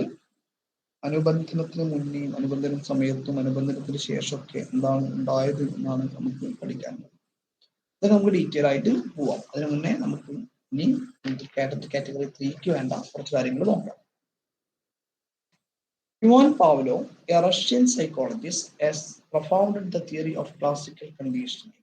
റഷ്യക്കാരനാണ് നമ്മൾ പറഞ്ഞു, was a Russian psychologist, propounded the theory of classical conditioning, പൗരാണിക അനുബന്ധന സിദ്ധാന്തം എടുത്തു, which emphasizes that learning as a habit information is based on the principle of association and substitution. Association അനുബന്ധനവും അത് പകരം കൊടുക്കുന്ന അനുബന്ധനവുമാണ് സബ്സ്റ്റിറ്റ്യൂഷൻ എന്ന് പറയുന്നത്. ഇതിന്റെ അടിസ്ഥാനത്തിലാണ് എന്ത് ബന്ധ സിദ്ധാന്തം എന്ന് പറയുന്ന സാധനം ഉണ്ടായിരിക്കുന്നത് എന്നാണ് പറയുന്നത്. പഠനം നടത്തിയത് അല്ലെ, gastric secretion of the dogs അല്ലെ, നായയുടെ വായിൽ നിന്ന് വരുന്ന ഉമിനീരിൽ ഇംഗ്ലീഷിൽ അറിയപ്പെടുന്ന പേരെന്താ, gastric secretion of the dogs by placing meat powder in their mouth and measuring the saliva അല്ലെ. ആ വായിൽ നിന്നും നായനെ കെട്ടിയിട്ട് പ്രത്യേക രീതിയിൽ ബന്ധിപ്പിച്ച് നായയിൽ നിന്ന് വരുന്ന സലൈവയുടെ അളവ് എത്രയാണെന്ന് അദ്ദേഹം ശേഖരിക്കുകയും അതെന്ത് ചെയ്യുന്നു, അളന്ന് തിട്ടപ്പെടുത്തുകയും ചെയ്തിരുന്നു ആര്, പാവ്ലോവ് എന്ന് പറയുന്നത്. തുടർന്ന് എന്ത് ചെയ്യുന്നു, a bell sound was immediately thereafter food, meat powder കൊടുത്തതിന് ശേഷം എന്ത് ചെയ്യുന്നു, ഒരു ബെൽ സൗണ്ട് ഉണ്ടാവുന്നു, was served to the dog, the dog was allowed to eat അല്ലെ. തുടർന്ന് എന്ത് ചെയ്യുന്നു, നായ്ക്ക് ഇറച്ചിപ്പൊടി വെച്ചു കൊടുക്കുന്നു, ഇറച്ചിപ്പൊടി വെച്ചു കൊടുത്തിട്ട് എന്ത് ചെയ്യുന്നു, ഒരു ബെൽ സൗണ്ട് കേൾപ്പിക്കുന്നു. For the next few days, every time the meat powder was presented, it placed by the sound of the bell അല്ലെ. തുടർന്ന് വരുന്ന കുറച്ച് ദിവസങ്ങൾ എന്ത് ചെയ്തു, ഈ ഇറച്ചിപ്പൊടി വെക്കുന്നതിന്റെ ഒപ്പം തന്നെ എന്ത് ചെയ്തു, ഈ ഒരു ബെല്ലും കേൾപ്പിച്ചുകൊണ്ടിരുന്നു. After a number of such trials, the test trial was introduced in which everything was the same as the previous trials, except that no food allowed the sound of the bell അല്ലെ. മനുഷ്യത്വം മാത്രം കേൾപ്പിച്ചു, അടുത്തതിന് എന്ത് ചെയ്തില്ല, food ഒന്നും വെച്ചു കൊടുത്തില്ല. The dog still salivated to the sound of the bell. ആ ഒരു ബെല്ലിന്റെ ശബ്ദം കേട്ടപ്പോൾ തന്നെ എന്ത് ചെയ്തു, നായയുടെ വായിൽ നിന്ന് വെള്ളം വന്നു. Expecting the presentation of the meat powder as the sound of the bell had come to connected with it. This association between the bell and the food resulted in the acquisition of a new response by the dog. അങ്ങനെ എന്ത് ചെയ്യുന്നു, ഒരു അനുബന്ധനം അവിടെ എന്ത് ചെയ്യുന്നു, ഉണ്ടാക്കിയെടുക്കുന്നു എന്നുള്ളതാണ് പറയുന്നത്. ഇറച്ചിപ്പൊടിയുടെ അസാന്നിധ്യത്തിൽ പോലും എന്ത് ചെയ്യുന്നുണ്ട്, അദ്ദേഹം സലൈവേറ്റ് ചെയ്യുന്നുണ്ട് ആ ഒരു ഡോഗ് എന്നാണ് എന്ത് ചെയ്യുന്നത് പറയുന്നത്. അതുകൊണ്ട് തന്നെ ഈ ഒരു അനുബന്ധനത്തെ കണ്ടീഷനിങ് എന്നാണ് പാവ്ലോവ് എന്ത് ചെയ്തത് വിശേഷിപ്പിച്ചത് എന്നാണ് പറയുന്നത്. All dogs salivate when they are presented with food. Food is thus a unconditioned stimulus. അല്ലെ, അവിടെ ഫുഡ് അല്ലെങ്കിൽ ഇറച്ചിപ്പൊടി എന്നുള്ളത് എന്താണ്, അൺകണ്ടീഷൻഡ് സ്റ്റിമുലസ് ആണ് എന്ന് നമുക്ക് മനസ്സിലാക്കണം. അനുബന്ധനം ചെയ്യാത്ത ചോദകമാണ് എന്ത്, അൺകണ്ടീഷൻഡ് സ്റ്റിമുലസ് ആണ് എന്ത്, ഇറച്ചിപ്പൊടി എന്നുള്ള സാധനം. And salivation which follows the unconditioned response. അല്ലെ, അൺകണ്ടീഷൻഡ് സ്റ്റിമുലസ് ആയിട്ടുള്ള ഇറച്ചിപ്പൊടി വെക്കുമ്പോൾ അൺകണ്ടീഷൻഡ് ആയിട്ടുള്ള റെസ്പോൺസ് ആണെങ്കിൽ നമ്മളുടെ സലൈവേഷൻ എന്നറിയപ്പെടുന്നത്.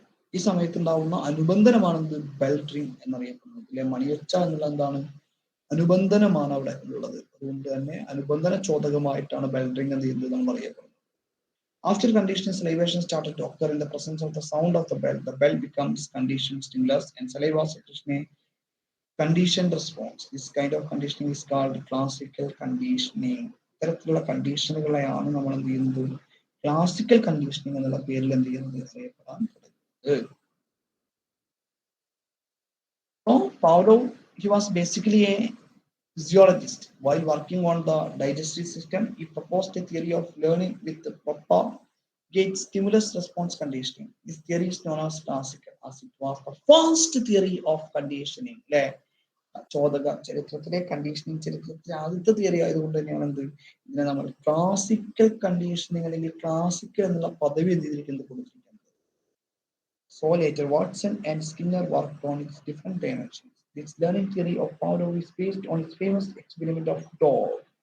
Pavlov പരീക്ഷണം നടത്തിയ ജീവി നായ, ഡോഗ് ആണ്. This theory explains learning by associations and focuses on the learning of involuntary emotions. It is physiological and psychological responses such as fear, ഭയം, increased muscle tension, salivation, sweating, ഇതൊക്കെ എന്ത് ചെയ്യുന്നുണ്ട്, ഇത്തരത്തിലുള്ള ടെൻഷൻസ് ഒക്കെ മൂലം എന്ത് ചെയ്യുന്നുണ്ട്, ഉണ്ടാവുന്നുണ്ട് എന്നാണ് പറയുന്നത്. During the salivation experiment, Pavlov proposed a few concepts which are very important to know if one wants to understand classical conditioning. Let us review those concepts. Okay, നമുക്ക് ഈ ഒരു കൺസെപ്റ്റുകളെ തീർച്ചയായും റിവ്യൂ ചെയ്ത് നോക്കണം അല്ലേ, എന്നാലാണ് നിങ്ങൾക്ക് അതിന്റെ ഉത്തരം എന്താണ് കൃത്യമായിട്ട് എഴുതാൻ സാധിക്കുകയുള്ളൂ. First one is neutral stimulus എന്ന concept ആണ്. Neutral stimulus, that is stimulus that is not responsible directly for the desired response in the neutral condition. Example, a tuning fork or a bell has nothing to do with salivation if it is being used without association with food. എന്താണ് അവിടെ ചെയ്യുന്നത്, so desired response in the neutral condition. Example, a tuning fork or a bell has nothing to do with salivation. ഒരു tuning forkനോ Bellino ഒന്നും എന്ത് ചെയ്യാൻ പറ്റില്ല, salivation നിയന്ത്രിക്കാൻ പറ്റില്ല. ശരിയല്ലേ? എന്തുകൊണ്ടാണ് ഇതിനൊന്നും നമുക്ക് എന്ത് ചെയ്യാൻ പറ്റാത്തത്, നിയന്ത്രിക്കാൻ പറ്റില്ല എന്ന് പറയുന്നത്? കാരണം എന്താ, ട്യൂണിംഗ് ഫോർക്കും ബെല്ലൊന്നും നമുക്ക് എന്ത് ചെയ്യാൻ പറ്റില്ല, സലൈവേഷൻ നിയന്ത്രിക്കാൻ പറ്റില്ല without association of the food. അല്ലെ, അതുകൊണ്ടാണ് എന്ത് ന്യൂട്രൽ സ്റ്റിമുലസിൽ എന്ത് ചെയ്യുന്നത്, ഭക്ഷണമില്ലാതെ നമുക്കൊരു നായയുടെ വായിൽ നിന്ന് വെള്ളം കുടിക്കാൻ പറ്റുമെന്നുള്ള കൺസെപ്റ്റ് തന്നെ എന്താണ്, തെറ്റാണ്. അതാണ് ന്യൂട്രൽ സ്റ്റിമുലസ് ആയിട്ട് എന്ത് ചെയ്യുന്നത് നമ്മൾ മനസ്സിലാക്കുന്നത്. Neutral stimulus. Second concept is unconditioned stimulus. നമുക്കൊരു കണ്ടീഷനിങ് ഇല്ലാതെ നടക്കുന്ന സ്റ്റിമുലസ് ആണ് അൺകണ്ടീഷൻഡ് സ്റ്റിമുലസ് എന്ന് അറിയപ്പെടുന്നത്. It is a stimulus that does not require any unconditioning for desired behavior. ഒരു പ്രത്യേക ഡിസൈഡ് ബിഹേവിയറിന് എന്തെങ്കിലും അൺകണ്ടീഷൻഡ് ആയിട്ടുള്ള കാര്യങ്ങൾ ഉണ്ടായിരിക്കാം. Someone it's known as the neutral stimulus also. Unconditioned stimulus is also called neutral stimulus എന്നും എന്ത് ചെയ്യുന്നുണ്ട് അറിയപ്പെടുന്നത്. Food is an unconditioned stimulus for salivation. Okay, which one of the following is the example for unconditioned stimulus? The answer is food is the unconditioned stimulus. Food is an example for unconditioned stimulus. Next one is conditioned stimulus. When a neutral stimulus is conditioned with a conditioned stimulus for bringing desired behavior change, it becomes a conditioned stimulus. അല്ലെ നമ്മൾ അങ്ങനെ ഒരു conditioned stimulus ആയിട്ട് എന്ത് ചെയ്യുന്നു ഉണ്ടാക്കിയെടുക്കുന്നുണ്ട് അല്ലെ bell or a tuning for bell present stimulus along with food അല്ലെ ഭക്ഷണത്തോടൊപ്പം ബെൽ സൗണ്ട് കേൾപ്പിച്ചപ്പോൾ എന്ത് ചെയ്തു അതാണ് എന്ത് അനുബന്ധനം ചെയ്യപ്പെട്ട ചോദകമായിട്ട് അറിയപ്പെടുന്നത് അല്ലെ and get condition for salivation is called the conditioned stimulus എന്നാണ് എന്ത് ചെയ്യുന്നത് ഇത് അറിയപ്പെടുന്നത് എന്ന് നിങ്ങൾ മനസ്സിലാക്കുക. Next term is unconditioned response. The behavior which does not require any training or conditioning for association with an unconditioned stimulus, that is unconditioned response. The example is salivation is an unconditioned response for food as an unconditioned stimulus. ഇങ്ങനെ ചോദിക്കും നിങ്ങളോട് salivation is a dash response, unconditioned response, conditioned response എന്നൊക്കെ ഉണ്ടാവും. Unconditioned response ആണ് എന്ത് salivation എന്നുള്ളത്. അടുത്തതാണ് എന്ത് conditioned response. The behavior or response that occurred due to conditioned stimulus is known as conditioned response. Example, salivation after ringing the bell or tuning fork is conditioned response. That is called conditioned response. പല തവണ class നിങ്ങൾ കേൾക്കുകയും മനസ്സിൽ ഇതെന്ത് ചെയ്യുക ഉറപ്പിച്ചിടുകയും ചെയ്യുക എന്നുള്ളതാണ് പ്രധാനമായിട്ടും ഉള്ള കാര്യം.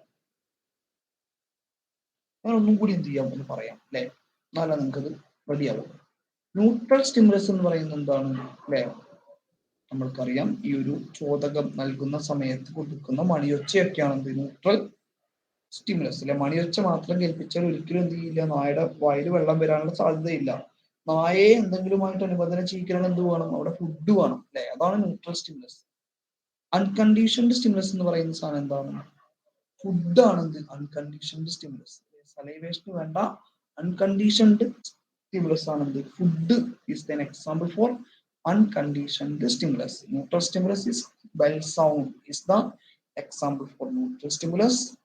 Food is an example for unconditioned stimulus. Next one is conditioned stimulus. The bell sound along with food, that is conditioned stimulus. Along with food the bell sound വരുന്നുണ്ട് അതാണ് എന്ത് conditioned stimulus ആയിട്ട് എന്ത് ചെയ്യുന്നത് അറിയപ്പെടുന്നത്.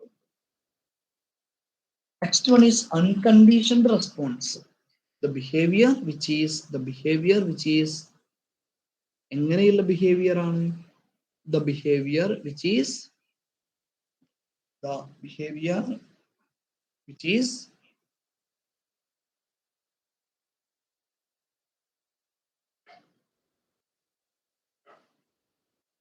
does not require any training or conditioning for association with an unconditioned stimulus. Salivation is an unconditioned response for food as an unconditioned stimulus. അല്ലെ ഇവിടെയുള്ള unconditioned ആയിട്ടുള്ള സ്റ്റിമുലസ് എന്നറിയപ്പെടുന്നത് ഏതാണ് ഇവിടെയുള്ള അൺകണ്ടീഷൻഡ് ആയിട്ടുള്ള സ്റ്റിമുലസ് എന്നറിയപ്പെടുന്നത് ഫുഡ് as a അല്ലെ salivation is an unconditioned response for food as a unconditioned stimulus. അതൊന്ന് കൃത്യമായിട്ടത് ഓർത്തിരിക്കുക. അതുപോലെ തന്നെ മറ്റൊരു പ്രധാനപ്പെട്ട കൺസെപ്റ്റ് ആണ് കണ്ടീഷൻഡ് റെസ്പോൺസ്. എന്താണ് കണ്ടീഷൻഡ് റെസ്പോൺസ് കൊണ്ട് ഉദ്ദേശിക്കുന്നത്? കണ്ടീഷൻഡ് റെസ്പോൺസ് കൊണ്ട് ഉദ്ദേശിക്കുന്നത് the behavior or response that occurred due to conditioned stimulus is known as conditioned response. Here salivation after ringing the bell is the example for conditioned response. ന്റെ ഉദാഹരണമാണെന്ത് ഈ ഒരു മണിയൊച്ച കേട്ടതിന് ശേഷം ഉണ്ടാവുന്ന സലൈവേഷൻ അതാണ് അനുബന്ധനം ചെയ്യപ്പെട്ട ചോദകം അല്ലെങ്കിൽ കണ്ടീഷൻഡ് റെസ്പോൺസ് ആയിട്ട് എന്ത് ചെയ്തെന്ന് അറിയപ്പെടുന്നത്. ഇത്രയും കാര്യങ്ങളാണ് പാവ്ലോവുമായി ബന്ധപ്പെട്ട് പഠിക്കാനുള്ളത്. Learning through reward and punishment is അല്ലെ അടുത്ത മനഃശാസ്ത്രത്തിലേക്ക് നമുക്ക് പോവാം. അപ്പോൾ ഇതുവരെ നിങ്ങൾക്ക് എടുത്ത രണ്ട് തിയറീസ് ഓരോ തിയറീസിന്റെയും പ്രധാനപ്പെട്ട കൺസെപ്റ്റുകളിൽ എന്തെങ്കിലും ഡൗട്ട് ഉണ്ടെങ്കിൽ അപ്പൊ നമുക്ക് എന്ത് ചെയ്യാം അത് ക്ലിയർ ചെയ്ത് പോവാം. ഓക്കെ അപ്പൊ നമ്മൾ പറഞ്ഞ പാവ്ലോവിന്റെ തിയറിയിൽ എന്തെങ്കിലും ഡൗട്ട് ഉണ്ടോ മക്കളെ? എന്റെ ഒന്ന് പറയോ?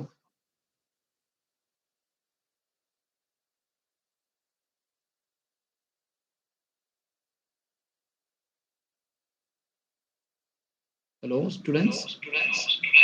If you face any difficulties, Pavlov's theory എന്തെങ്കിലും doubt ഉണ്ടോ?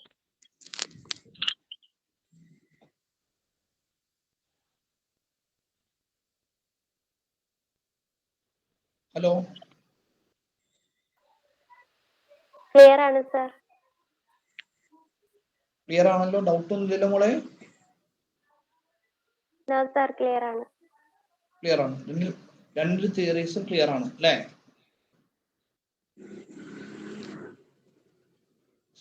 അല്ലേ, ഇത് കുറെ തിയറീസ് നമ്മൾ എടുക്കുന്നത് കൊണ്ടാണ് ചോദിക്കുന്നത് നിങ്ങളോട്. ക്ലിയർ അല്ലാത്തത് എന്തെങ്കിലും ഉണ്ടെങ്കിൽ അപ്പപ്പോ എന്ത് ചെയ്യണം, പറഞ്ഞു പോണം. അതാണ്. ഉണ്ടോ? വേറെ ആർക്കെങ്കിലും ഉണ്ടോ?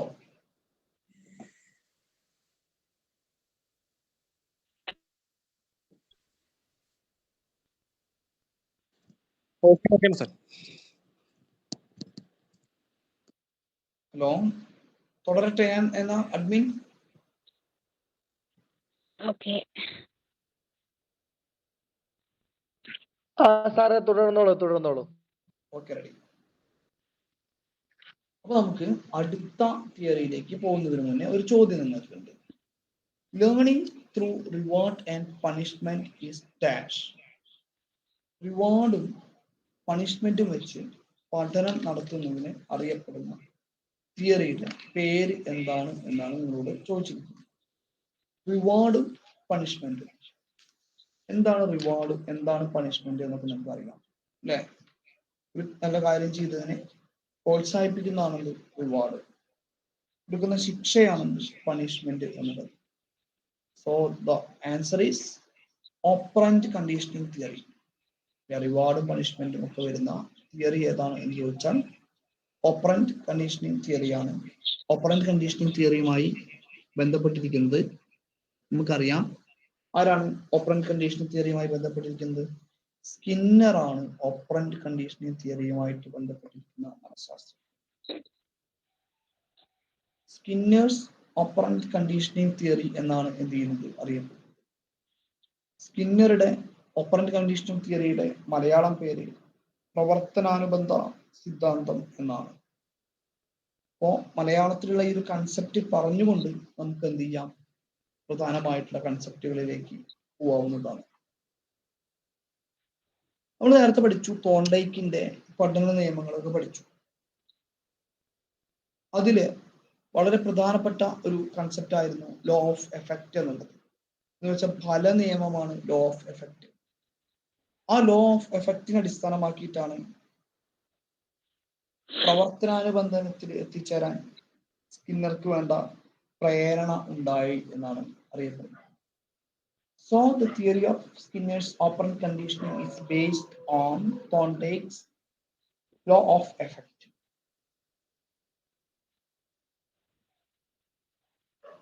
എന്താണ് ഓപ്പറന്റ് എന്നുള്ളത് കൊണ്ട് ഉദ്ദേശിക്കുന്നത്? പ്രവർത്തനം എന്നാണ് ഓപ്പറന്റ് എന്നുള്ള വാക്കിന്റെ അർത്ഥമായിട്ട് എന്ത് ചെയ്യുന്നത്, അറിയപ്പെടുന്നത്. പ്രവർത്തനങ്ങൾ എന്നാണ് ഓപ്പറന്റ് എന്നുള്ള വാക്കിന്റെ അർത്ഥമായിട്ട് എന്ത് ചെയ്യുന്നത്, അറിയപ്പെടുന്നത്. നമുക്കറിയാം, ഒരു ബിഹേവിയർ, വ്യവഹാരം ഒരു പരിസ്ഥിതിയിൽ പ്രവർത്തിച്ച് അതിന്റെ പ്രത്യാഘാതങ്ങൾ ജനിപ്പിക്കുന്ന ഒരു പ്രവർത്തനമാണ്. അതാണ് എന്ത് ഇത്തരത്തിൽ ഓപ്പറന്റ് എന്ന് ഉള്ളത് കൊണ്ട് സൂചിപ്പിക്കുന്നത്. ഒരു സ്റ്റിമുലസ് ഇല്ലെങ്കിൽ ഒരു റെസ്പോൺസ് ഇല്ല എന്ന് പറയുന്ന നമ്മളുടെ ബിഹേവിയറിസ്റ്റ് തിയറികളെ സ്കിന്നർ എന്ത് ചെയ്യാണ്, എതിർക്കുകയാണ് ചെയ്യുന്നത്. അങ്ങനെ വ്യത്യസ്ത തരത്തിലുള്ള വ്യവഹാരങ്ങളിലെ പഠനം നടത്തുന്നതിന് വേണ്ടി സ്കിന്നർ കൃത്യമായ ചോദകങ്ങൾ വഴി ഉണ്ടാക്കിയെടുത്ത ഒരു നിയമമാണ് ഓപ്പറന്റ് കണ്ടീഷനിങ് തിയറി എന്നറിയപ്പെടുന്നത്. ഇത് പ്രധാനമായിട്ടും ആവശ്യമുള്ളത് പ്രതികരണ വ്യവഹാരങ്ങളാണ്, റെസ്പോൺസ് ബിഹേവിയേഴ്സ് ആണ്.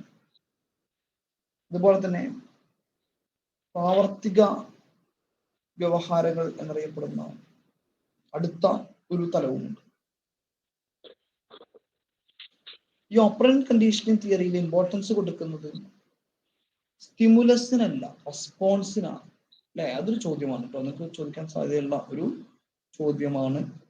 In operant conditioning theory the importance is to response. അല്ലെ, സ്റ്റിമുലസിനല്ല, മറിച്ച് എന്താണ്, റെസ്പോൺസിനാണ് എന്ത് ചെയ്യുന്നത്, ഒരു ഇമ്പോർട്ടൻസ് കൊടുക്കുന്നത്. അതുകൊണ്ട് തന്നെ SR തിയറിയെ സ്കിന്നർ RS അനുബന്ധനമായി മാറ്റി.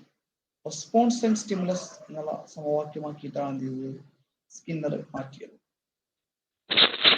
സ്കിന്നർ പ്രധാനമായിട്ടും പരീക്ഷ നടത്തിയിട്ടുള്ളത് പ്രാവ് എന്ന് പറയുന്ന ജീവിയാണ്, ഡൗ എന്ന് പറയുന്ന ജീവിയിലും അതുപോലെ തന്നെ റാറ്റ്, എലി എന്നീ ജീവികളിലുമാണ് സ്കിന്നർ എന്ത് ചെയ്തിരിക്കുന്നത്, അദ്ദേഹത്തിന്റെ പരീക്ഷണങ്ങൾ നടത്തിയിട്ടുള്ളത്. പ്രാവിലും എലിയിലും പരീക്ഷണങ്ങൾ നടത്തിയ ജീവിയാണ് ആര്, സ്കിന്നർ എന്ന് അറിയപ്പെടുന്നത്. അദ്ദേഹം ചെയ്ത പരീക്ഷണം എന്ന് പറയുന്നത്, നല്ല വിശപ്പുള്ള ഒരു എലിയെ പിടിച്ച്, പ്രാവശ്യം പട്ടിണിയെ പെട്ട് വിശക്കുന്ന ഒരു എലിയെ പിടിച്ചിട്ട് എന്ത് ചെയ്തു, സ്കിന്നർ ഒരു ബോക്സിനകത്താക്കി. ആ ബോക്സിൽ ഒരു ലിവർ ഡിവൈസ് ഉണ്ടായിരുന്നു. ആ ലിവറിന്റെ മേലെ അമർത്തിയിട്ട് വെച്ചാൽ എലിക്ക് എന്ത് ചെയ്യും, ആഹാരം കിട്ടും. തരിമണികളൊക്കെ ഉള്ളൂ.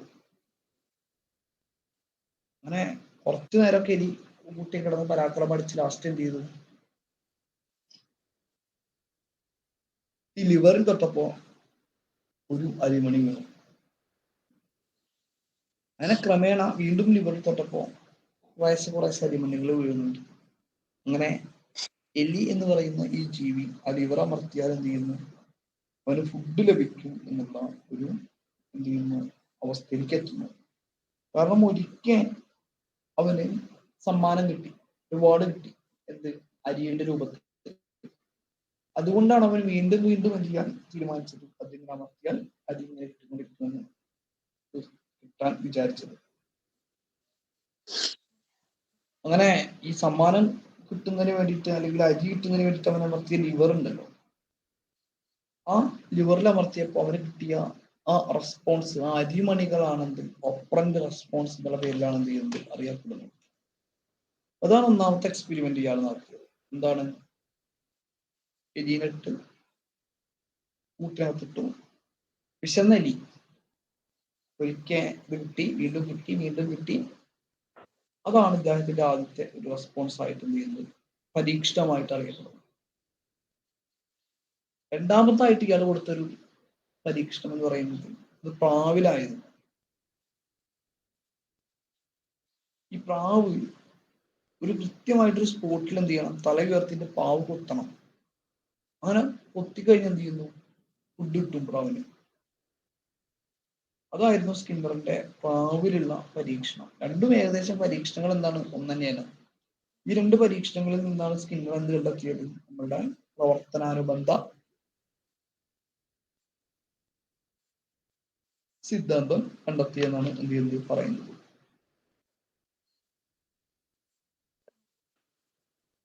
നമുക്ക് തിയറി ഒന്ന് നോക്കാം.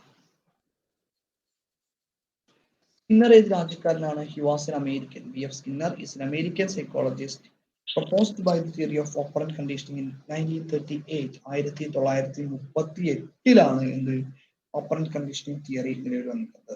1938 എന്ത് ഓപ്പറന്റ് കണ്ടീഷനിങ് തിയറി നിലവിൽ വന്നിട്ടുള്ളത്. ആ ഒരു വർഷം പ്രധാനമാണ്. അമേരിക്കൻ സൈക്കോളജിസ്റ്റ് ആണ് ഒരു സ്കിന്നർ എന്നറിയപ്പെടുന്നത്. അദ്ദേഹത്തിന്റെ എക്സ്പെരിമെന്റ്സ് ഓൺ ഓപ്പറന്റ് കണ്ടീഷനിങ് ആണ് അദ്ദേഹത്തിന് എന്ത് ചെയ്തത്, ലോകവ്യാപകമായിട്ടുള്ള സൈക്കോളജിസ്റ്റുകളുടെ ഇടയിൽ സ്കിന്നറിന് ഒരു പ്രധാനപ്പെട്ട പേര്, ഒരു സ്ഥാനം നൽകി കൊടുത്തു. ഒരു ഓപ്പറന്റ് ബിഹേവിയറിൽ നിന്നാണ് ഓപ്പറന്റ് കണ്ടീഷനിങ് എന്നുള്ള പ്രവർത്തനം നടക്കുന്നത് എന്നാണ് അവർ പറയുന്നത്, സ്കിന്നർ പറഞ്ഞിട്ടുള്ളത്. ഇതിന് രണ്ട് തരത്തിലുള്ള പ്രബലനങ്ങൾ കൊടുക്കാൻ പറ്റുമെന്ന് സ്കിന്നർ പറയുന്നുണ്ട്.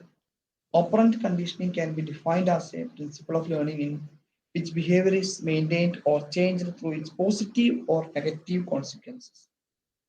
പോസിറ്റീവ് കോൺസിക്വൻസസ് അല്ലെങ്കിൽ പോസിറ്റീവ് റീഇൻഫോഴ്സ്മെന്റ് എന്നുള്ളത് മലയാളത്തിൽ ഊർജ്ജദായക പ്രബലനം എന്നൊക്കെ അറിയപ്പെടുന്നു. നെഗറ്റീവ് എന്നുള്ളത് നിഷേധാത്മക പ്രബലനം എന്നൊക്കെയാണ് ഇത് അറിയപ്പെടുന്നത്. The basic principle of operant conditioning are that when a behavior occurs and is followed by reinforcement, it is more likely to occur again in the future. അതാണ് ഓപ്പറന്റ് കണ്ടീഷനിങ്ങിൽ പറയുന്നത്. The basic principle of open conditioning are that when a behavior occurs and is followed by reinforcement എന്ന് വെച്ചാൽ പ്രബലനം കൊടുത്തുകൊണ്ട് ഒരു കാര്യം വീണ്ടും വീണ്ടും വീണ്ടും ആവർത്തിച്ച് ചെയ്യപ്പെട്ടാൽ it is more likely to occur again in future. ഭാവിയിൽ എന്ത് ചെയ്യുന്നു, ഈ ഒരു പാവിനെ കൊണ്ടുപോയിട്ട് ആ ഒരു പെട്ടിയിലിട്ട ആ ഉടൻ എന്ത് ചെയ്യുന്നു, അതിൽ കുത്തുന്നു, തീറ്റ കിട്ടുന്നു. സ്കിന്നർ തന്റെ പരീക്ഷണത്തിലൂടെ doctor Skinner actually mapped out schedules of reinforcement in thousands of studies showing how the strength of reinforcement changed as a function of how often reinforced the occurred. പ്രബലം ഉണ്ടാവുന്ന സമയത്ത് എന്തെല്ലാം തരത്തിലുള്ള മാറ്റങ്ങളാണ് വരുന്നത് എന്നുള്ള രീതിയിൽ സ്കിന്നർ എന്ത് ചെയ്തു, ആയിരക്കണക്കിന് തവണ ഇതേ പരീക്ഷണം തന്നെ എന്ത് ചെയ്തു, ആവർത്തിച്ചു. അങ്ങനെ അദ്ദേഹം 2 പ്രബലനങ്ങൾ ഉണ്ടാക്കി, പോസിറ്റീവ് റീൻഫോഴ്സ്മെന്റും നെഗറ്റീവ് റീൻഫോഴ്സ്മെന്റും. ഈ ഓപ്പറന്റ് കണ്ടീഷനിങ് തിയറിയിൽ നിന്നും നമുക്ക് എന്തെങ്കിലും ഒരു എഡ്യൂക്കേഷൻ ഇൻഡിക്കേഷൻസ് കിട്ടിയിട്ടുണ്ടെങ്കിൽ അത് പോസിറ്റീവ് റീൻഫോഴ്സ്മെന്റും നെഗറ്റീവ് റീൻഫോഴ്സ്മെന്റും ആണ്. പോസിറ്റീവ് റീൻഫോഴ്സ്മെന്റ് എന്താണെന്ന് നോക്കാം. A behavior that is associated with a positive consequences or desirable outcomes in the past will increase the chances of the behavior occurring again. മുൻ അനുഭവത്തിൽ നിന്നുണ്ടായിട്ടുള്ള നല്ല പ്രതികരണങ്ങൾ ഉണ്ടായിട്ടുണ്ടെങ്കിൽ അല്ലെ, വീണ്ടും വീണ്ടും എന്ത് ചെയ്യുന്നു, നല്ല പ്രതികരണങ്ങൾ ചെയ്യാനുള്ള ഒരു പ്രവൃത്തി ആരിൽ നിന്നുണ്ടാവുന്നു, ഈ ഒരു ജീവിയിൽ നിന്ന് ഉണ്ടാവുന്നു എന്നാണ് എന്ത് ചെയ്യുന്നത് പറയുന്നത്. This is called positive reinforcement. ഇതാണ് എന്ത് പോസിറ്റീവ് റീൻഫോഴ്സ്മെന്റ് എന്നറിയപ്പെടുന്നത്. Here's an example for positive reinforcement. For example, Irfan, a new manager in a company, began praising workers for submitting their reports on time. In a couple of weeks, the reinforcement by price greatly increased on time reports. ആളുകൾ റിപ്പോർട്ടുകൾ കൃത്യസമയത്ത് വെച്ചാൽ ഒരു pricing എന്ത് ചെയ്തിരുന്നു, പുതിയ മാനേജറായ ഇർഫാൻ കൊടുത്തിരുന്നു. അതുകൊണ്ട് തന്നെ എന്ത് ചെയ്തു, ഓട്ടോമാറ്റിക്കലി ആളുകൾ കൃത്യസമയത്ത് തന്നെ അവരുടെ ഇതൊക്കെ വെക്കാൻ തുടങ്ങി, വർക്ക് റിപ്പോർട്ടുകളൊക്കെ എന്ത് ചെയ്യാൻ പറഞ്ഞു, വെക്കാൻ തുടങ്ങി. അതുപോലെ തന്നെ കുട്ടിക്ക് ഹോംവർക്ക് കൊടുത്താൽ അല്ലെ, നല്ല പ്രബലനം നിങ്ങൾ കൊടുക്കുകയാണ് വെച്ചാൽ എന്താണ്, കുട്ടി സ്ഥിരമായിട്ട് ഹോംവർക്ക് കൃത്യമായിട്ട് എന്ത് ചെയ്യും, വയ്ക്കും. നെഗറ്റീവ് റീൻഫോഴ്സ്മെന്റ് ആണ് അടുത്ത്. Learning can also take place if an undesirable consequences is avoided because of an action taken. ചില സമയത്തൊക്കെ നമുക്ക് എന്ത് ചെയ്യും, നെഗറ്റീവ് റീൻഫോഴ്സ്മെന്റ് ആവശ്യമാകും. നിഷേധാത്മകമായിട്ടുള്ള പ്രബലനം എന്നാണ് അത് മലയാളം അറിയപ്പെടുന്നത്. ശരിയായ പ്രതികരണം ഉണ്ടാകുമ്പോൾ അസുഖകരമായ ഒരു അനുഭവം അല്ലെ, പഠന സന്ദർഭത്തിൽ നിന്നും പിൻവലിക്കുകയാണ് എന്ത് ചെയ്യുന്നത്. ക്ലാസ്സിൽ എന്തെങ്കിലും ആവർത്തനാഭ്യാസങ്ങൾ നന്നായി ചെയ്യുന്ന കുട്ടികളെ ഇമ്പോസിഷനിൽ നിന്ന് എന്ത് ചെയ്യാം, ഒഴിവാക്കാം. എന്ന് ടീച്ചർ പറയുമ്പോൾ ചിട്ടയായിട്ട് എന്ത് ചെയ്യുന്നു, കുട്ടികൾ ഹോംവർക്കൊക്കെ ചെയ്ത് എന്ത് ചെയ്യുന്നു, വരുന്നു. അങ്ങനെ നല്ല ശീലം എന്ത് ചെയ്യുന്നു, കുട്ടികളിൽ ഉണ്ടായി വരുന്നു എന്നാണ് പറയുന്നത്. Here, the negative reinforcement learning can also take place if an undesirable consequences avoid. അല്ലെ, അവർക്ക് ഇഷ്ടമില്ലാത്തൊരു കാര്യം എന്ത് ചെയ്യുന്നു, ഒഴിവാക്കുന്നു. Because of N action taken അല്ലെ, അവര് നമ്മൾ പറയുന്ന പോലെ എന്തെങ്കിലും കാര്യങ്ങളൊക്കെ ചെയ്തു കഴിഞ്ഞാൽ അല്ലെ എന്ത് ചെയ്യുന്നു, ശരിയായ പ്രതികരണം അവരുടെ ഭാഗത്ത് നിന്നുണ്ടായാൽ അവർക്ക് മോശമാണെന്ന് തോന്നുന്ന ഒരു അസുഖകരമായ അനുഭവം എന്ത് ചെയ്യുന്നു, നമ്മളായിട്ട് അത് ഇല്ലാതെയാക്കും. This is called negative reinforcement. പലപ്പോഴും സ്പെഷ്യൽ നീഡ്സ് ആവശ്യമായിട്ടുള്ള കുട്ടികളുടെ കാര്യത്തിലൊക്കെ നമുക്ക് നെഗറ്റീവ് റീൻഫോഴ്സ്മെന്റ് ചെയ്യാം. സ്ഥിരമായിട്ട് ഹോംവർക്ക് വെക്കാൻ വഴിക്ക് വരുന്ന ഒരു കുട്ടി, അവനോട് പറയുകയാണ്, നീ കറക്റ്റ് ടൈമിൽ ഹോംവർക്ക് വെക്കുകയാണെങ്കിൽ നിന്നെ ഇമ്പോസിഷനിൽ നിന്ന് ഒഴിവാക്കും. കുട്ടി എന്ത് ചെയ്യുന്നു, തുടർന്നുള്ള ദിവസങ്ങളിലൊക്കെ കൃത്യമായിട്ട് തന്നെ ഹോംവർക്ക് എന്ത് ചെയ്യുന്നു, വെക്കുന്നു. If a student does not prepare for exams and get fail marks and understand that by preparing for the next exam he can avoid getting fail mark, even then we can say he is negatively reinforced to study. സ്ഥിരമായിട്ട് കുട്ടി എന്ത് ചെയ്യുന്നു, പരീക്ഷയ്ക്ക് fail മാർക്കാണ് മേടിക്കുന്നത്. And understand that by presenting for the next exam he can avoid to attend fail mark. നീ fail mark എന്ന് മാറി പാസ് മാർക്ക് നീ മേടിച്ചാ, then we can say he is negatively reinforced to study, that is negative reinforcement. അവന് അസുഖകരമായിട്ടൊരു സംഭവം എന്ത് ചെയ്യുന്നു, പിൻവലിക്കുന്നതാണ് negative reinforcement എന്നുള്ള കൺസെപ്റ്റ് കൊണ്ട് നമ്മൾ ഉദ്ദേശിക്കുന്നത്. ഇവിടെ വരുന്ന മറ്റൊരു കൺസെപ്റ്റിനെയാണ് എന്ത്, പണിഷ്മെന്റ് അല്ലെങ്കിൽ ശിക്ഷ എന്നറിയപ്പെടുന്നത്. എന്താണ്, വേദനാജനകമായിട്ടുള്ള ഒരു അനുഭവം കുട്ടിക്ക് നൽകലാണ് എന്ത്, ശിക്ഷ. ഈ ശിക്ഷ കൊടുത്തു കഴിഞ്ഞാൽ കുട്ടിയിൽ ഉണ്ടാവുന്ന പരിണിതഫലം എന്താണെന്നൊന്നും നമുക്കൊന്നും പറയാൻ പറ്റില്ല. ഇവിടെ ബന്ധനത്തിൽ പ്രതികരണത്തിനാണ് എന്ത് പ്രാധാന്യമുള്ളത്. ഇതിന്റെ എക്സ്പെരിമെന്റ് ആണ് ഇനി എന്ത് ചെയ്യുന്നത് പറയുന്നത്. എക്സ്പെരിമെന്റ് നമുക്കൊന്ന് ഇംഗ്ലീഷിൽ നോക്കാം. അത് വളരെ ഇമ്പോർട്ടന്റ് ആയതുകൊണ്ട് തന്നെ ഇംഗ്ലീഷ് എക്സ്പെരിമെന്റ് ഒന്ന് നോക്കുന്നത് നല്ലതാണ്. വേഗം നോക്കാം. In his classic experiment, Skinner placed a semi-starved rat in the box. ഒരു എലിയെ ബോക്സിനകത്താക്കി. There was a lever that, after being pressed, released a mechanism to deliver a pellet of food to the rat. Initially, the rat is engaged in a number of random behaviors like walking, sniffing, scratching. None of this helped to get the food. At some point in the time, the rat accidentally hit the lever and the food was delivered. Of course, for the semi-starved rat, this was a big reward. വശന്ന് കിടക്കുന്ന എലിയുടെ മുന്നിലേക്ക് പെട്ടെന്നൊരു pellet വീണപ്പോൾ എന്തായി, എനിക്ക് തന്നെ സന്തോഷമായി. In Skinner's other famous experiment, a pigeon pecks the red ball and gets food. It was the food reinforcement. Pigeon is likely to peck the same ball again and again. During World War II, Skinner worked on the program called Project Pigeon, also known as Project Orcon, short for Organic Control, an experimental project to create pigeon-guided missiles. That is Project Pigeon. അങ്ങനെയാണ് Skinner പിജിയനിൽ പരീക്ഷ നടത്താൻ ഉതകിയത്. The pigeons were trained by Skinner to peck the target, and they were rewarded with food when they completed the task correctly. The military cancelled and revived Project Pigeon on a couple of times, but Skinner ideas were never used in combat. Our problem, Skinner admitted, was no one would take us seriously, and in 1953, the military had devised an electronic system for missile guidance, and so animal-guided systems were no longer necessary if they ever were. അങ്ങനെ എന്ത് ചെയ്തു,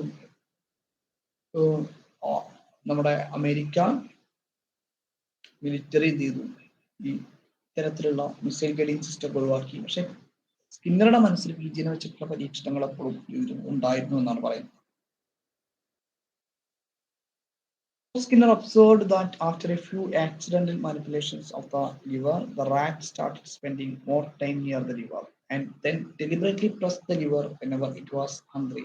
So now pressing the lever became a new operand for the rats.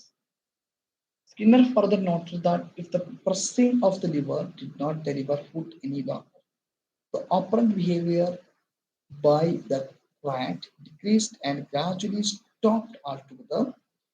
This is known as experimental extinction of operant conditioning. From the pigeon's experiment, he noted that the right answers are immediately reinforced.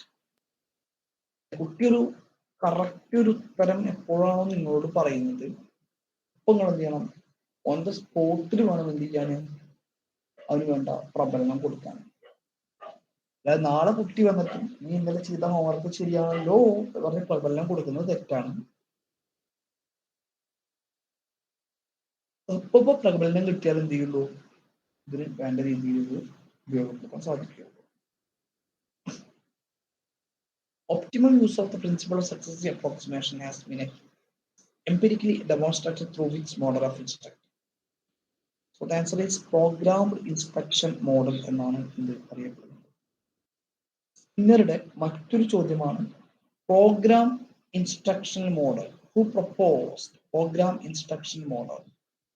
Skinner ആണ് programmed instruction model propose ചെയ്തിരിക്കുന്ന മനഃശാസ്ത്രം. ഒരു new subject matter കുട്ടികൾക്ക് കൊടുക്കാനും to create sequence of control step with control corresponding activities and includes a schedule for reinforcement. The special feature of programmed learning are as follows. Logical sequence of information is presented one small unit at the time to the individual students. Students make an active response to each unit. The student gets immediate knowledge of whether his or her result is correct. അപ്പോൾ അങ്ങനെ ചെയ്താൽ എന്തുണ്ടാവുന്നു? കുട്ടികൾ അവരുടെ റിസൾട്ടിന് വേണ്ടിയിട്ട് എന്ത് ചെയ്യുന്നു? നല്ല രീതിയിൽ പ്രവർത്തിക്കും. അടുത്ത ഒരു തിയറി മക്കളെ, ഇനി നമ്മൾ പറഞ്ഞ സ്കിന്നറുടെ ഓപ്പറന്റ് കണ്ടീഷനിങ് തിയറിയിൽ എന്തെങ്കിലും സംശയമുണ്ടോ? നമ്മളിനി പോകാൻ പോകുന്നത് കർട്ട്ലെവിന്റെ ക്ഷേത്ര സിദ്ധാന്തം എന്ന് പറയുന്ന ഒരു തിയറിയിലേക്കാണ്. അതിന്റെ മുന്നിൽ ഇതിൽ എന്തെങ്കിലും ഡൗട്ട് ഉണ്ടെന്ന് നിങ്ങൾ പറയണം. ഡൗട്ട് എന്തെങ്കിലും ഉണ്ടെന്ന് പറഞ്ഞേ.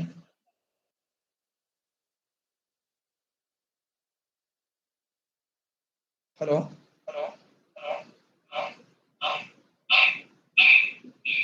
if you face any doubts,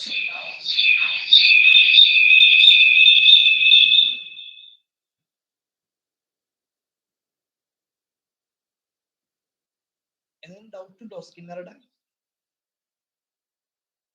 പ്രിയപ്പെട്ട കുട്ടികളെ, സ്കിന്നറുടെ തിയറിയിൽ എന്തെങ്കിലും ഡൗട്ട് ഉണ്ടെങ്കിൽ ഒന്ന് പറയൂ.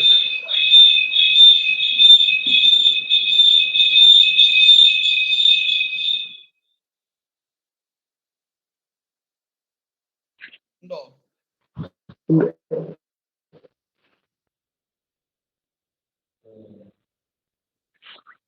ഇതുമായി ബന്ധപ്പെട്ട് എന്തെങ്കിലും ഡൗട്ട് ഉണ്ടെങ്കിൽ ചോദിക്കാട്ടോ.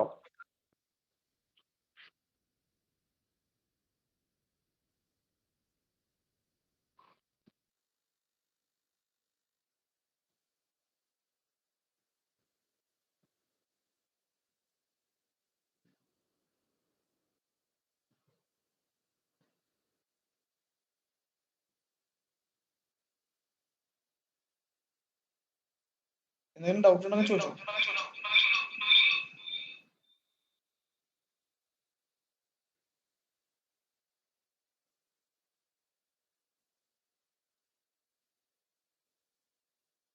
സമയം കുറച്ച് വൈകിയിട്ടുണ്ട്.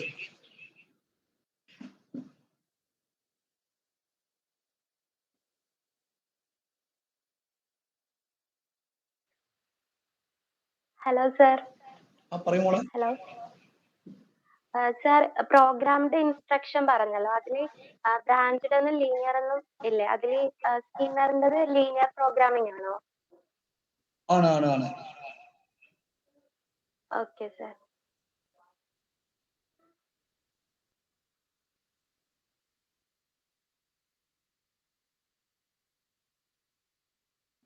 വേറെ എന്തെങ്കിലും ഡൗട്ട് ഉണ്ടോ?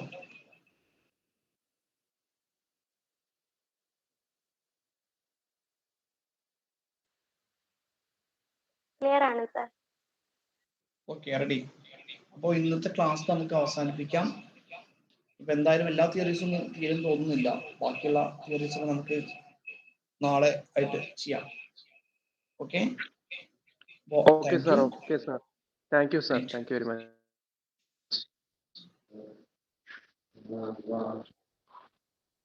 Resume. Stop button alt, close button alt, hide with about. Hide with close, stop, pause button alt, stop button alt.